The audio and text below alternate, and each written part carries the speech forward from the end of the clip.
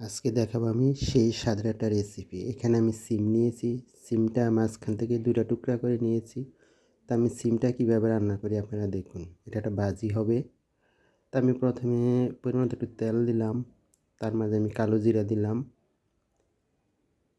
পেঁয়াজ কুচি দিলাম, পরিমাণ মতন একটু হলুদ, লবণ দিলাম, পরিমাণ মতো একটু হলুদ দিলাম, পরিমাণ মতো একটু গুঁড়া মরিচ দিলাম। আমি একটু ভেজে নেব। ভাজা হয়ে গেছে, এখন আমি সিমটা ঢেলে দিলাম। আমি মশলার সঙ্গে সিমটাকে ভালো করে মিশিয়ে নিয়ে ঢাকনা দিয়ে ঢেকে সিদ্ধ হওয়া পর্যন্ত অপেক্ষা করব। তো আমার সিম ভাজিটা প্রায় সিদ্ধ হয়ে গেছে। এভাবে আপনারা একবার হলেও সিমটা ভাজি করে খেয়ে দেখবেন কেমন লাগে।